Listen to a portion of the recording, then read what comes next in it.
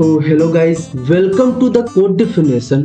And आज के इस जावा स्क्रिप्ट ट्यूटोरियल में हम लोग देखेंगे कि वेरिएबल क्या होता है एंड इसे हम लोग कैसे डिफाइन करते हैं।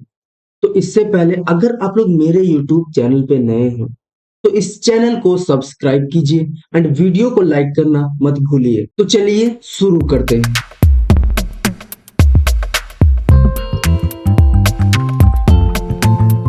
तो यहाँ पे देखो, एक कंटेनर है एंड एक वैल्यू है। अब यहाँ पे जो कंटेनर है उसमें ये वैल्यू रखी जा रही है। इसका मतलब यहाँ पे क्या है?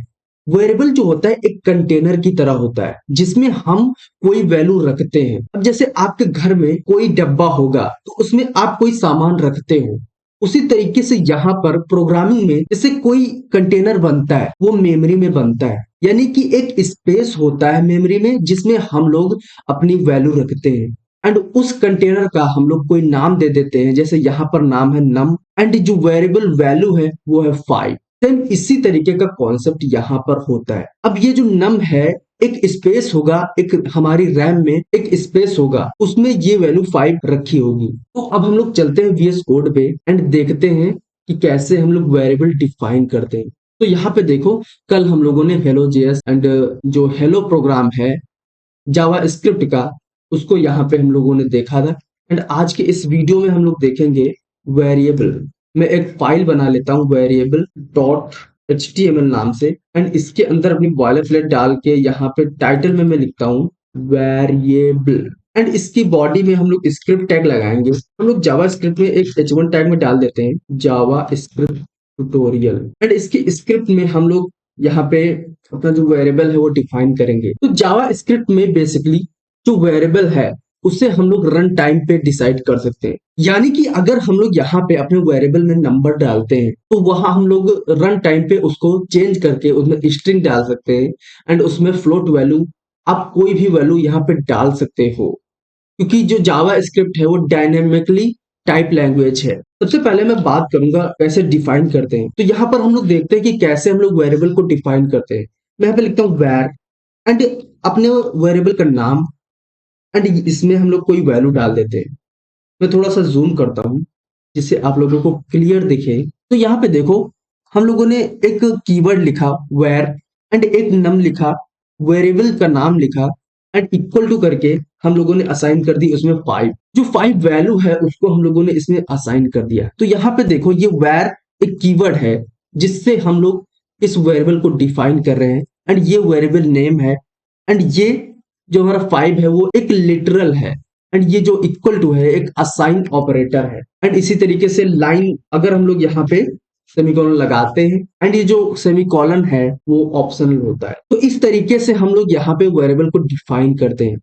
एंड यहाँ पे देखो, हम लोग ओपन विद लाइव सर्वर करते हैं। तो यहाँ पे देखो, हमारा जो सर्वर है ओपन हो चुका है। जावास्क्रिप्ट ट्यूटोरियल की है, जो स्पेलिंग गलत है तो यहाँ पे मैं सही कर देता हूँ, ट्यूटोरियल। तो यहाँ पे देखो, हम लोगों को कंसोल पे कुछ नहीं दिखेगा क्योंकि हम लोगों ने कुछ वहां पे प्रिंट या कंसोल नहीं कराया है। तो यहाँ पे 3 तरीके से हमारी जो वेरिएबल है वो डिफाइन करते हैं। अब यहाँ पे मैं लिखता हूँ num1 इक्वल टू 5 एंड एक और तरीका होता है कॉन्स्ट num2 इक्वल टू। तो यहाँ पे क्या हो रहा है बेसिकली देखो, यहाँ पे हम लोगों को 3 तरीके मिलते हैं अपने जावा स्क्रिप्ट में वेरिएबल डिफाइन करने के लिए। तो यहाँ पे हम लोग बात कर लेते हैं इनकी थोड़ा। जो वेरिएबल होता है, जो वैर होता है, अगर उससे हम लोग कोई वेरिएबल डिफाइन कर रहे हैं तो उसका जो स्कोप है वो ग्लोबली होता है, चाहे किसी ब्लॉक में उसे डिफाइन किया गया हो। जो लेट का स्कोप है वो सिर्फ और सिर्फ उसी ब्लॉक में रहता है जिसमें ये डिफाइन किया गया हो। एंड जो कॉन्स्ट होता है उसकी वैल्यू अगर हम लोग एक बार डिसाइड कर दें तो ये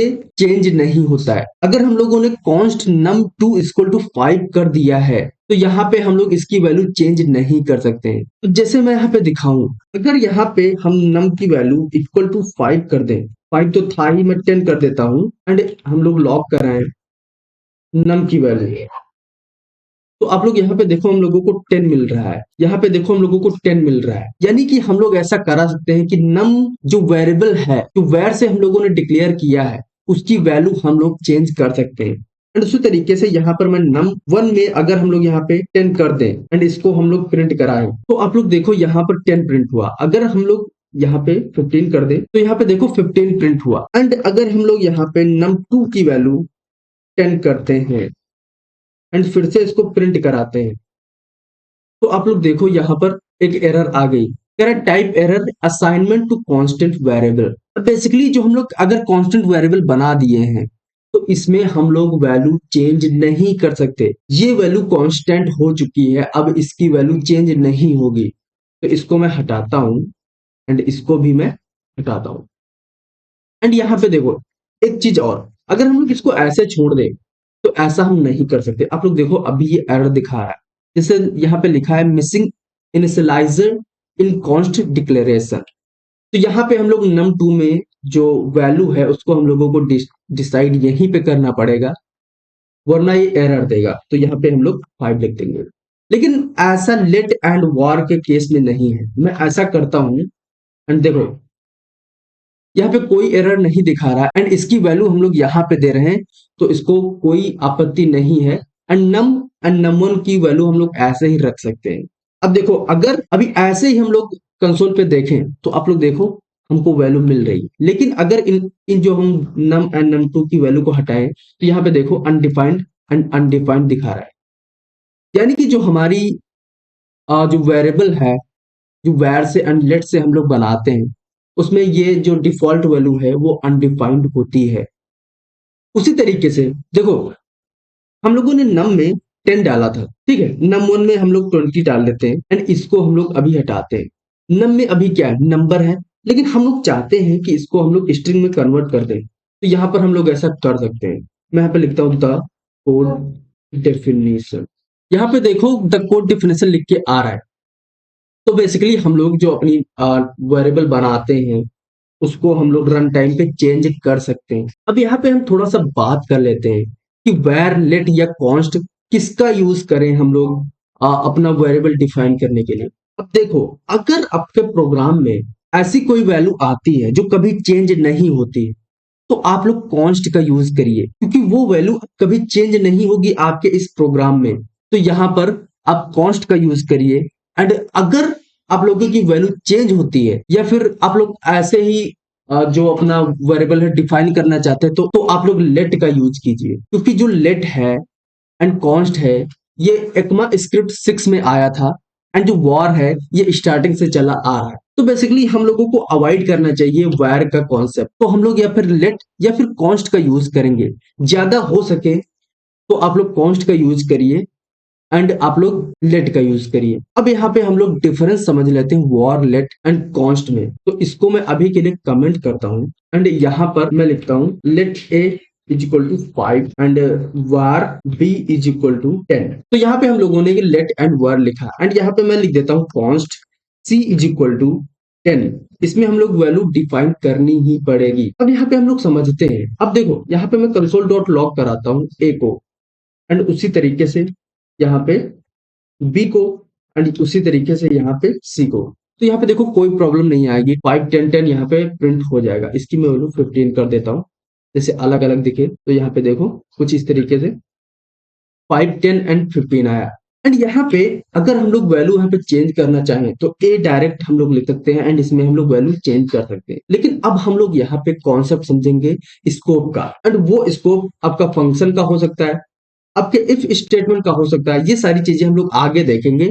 तो अभी आप लोग कंफ्यूज मत होना।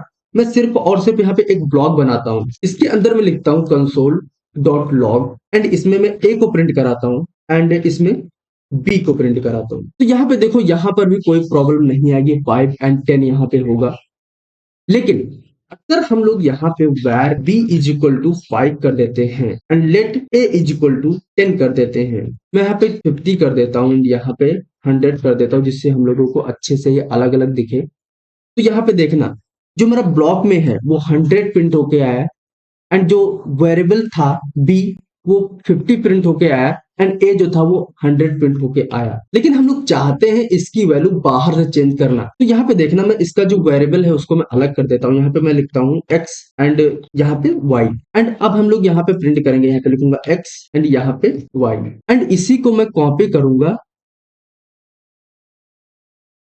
एंड इसको हम लोग यहाँ पे अपने स्कोप के बाहर यहाँ पे प्रिंट कराएंगे।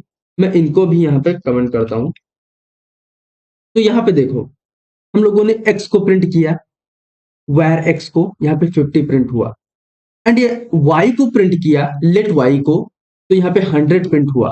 एंड उसके बाद यहाँ पे देखो हम लोग x को प्रिंट कर रहे हैं, यानी कि इस where से डिफाइन किए गए वेरिएबल को हम लोग प्रिंट कर रहे हैं, तो ये हमारा 50 प्रिंट हो रहा है। लेकिन जो y है, यानी जो हम लोगों ने लेट से यहाँ पे डिफाइन की है वैल्यू, वो यहाँ पे बता रहा y इज नॉट डिफाइंड, यानी कि इसको जो y है, इसको ये y की वैल्यू नहीं मिल रही है। अब बेसिकली यही मैं आप लोगों को समझाना चाहता था, यानी कि जो लेट का स्कोप होता है वो ब्लॉक में ही रहता है जिसमें वो डिफाइन किया गया है। एंड इसको देखो हम लोग वायर से डिफाइन किए गए x को यहाँ पे हम लोग एक्सेस कर पा रहे हैं। एंड यहाँ पर हम लोग x को चेंज भी कर सकते हैं। मैं यहाँ पे करता हूँ 200। तो यहाँ पे देखो इसकी वैल्यू हम लोगों ने चेंज कर दी, लेकिन अब देखो यहाँ पे where हम लोगों ने x इक्वल टू 50 लिखा था, उसके बाद ये लाइन आती है, ये 50 प्रिंट कर देता है, लेकिन बाहर जैसे ही जाता है तो यहाँ पे x में हम लोग 200 डाल के उसको प्रिंट करा रहे हैं। तो बेसिकली यहाँ पे क्या है कि आप लोग ज्यादातर हो सके तो लेट का यूज करें एंड where का यूज बंद कर दे, क्योंकि सिक्योरिटी पर्पज के लिए ये सब चीजें बनाई गई हैं कि जो वैर है कितना सिक्योर है एंड लेट या कॉन्स्ट है ये कितना सिक्योर है। तो बेसिकली जो वैर था वो पहले यूज होता था, जो कहने का मतलब ECMA स्क्रिप्ट 6 के पहले ये यूज होता था, and let and const ECMA script 6 में आया है।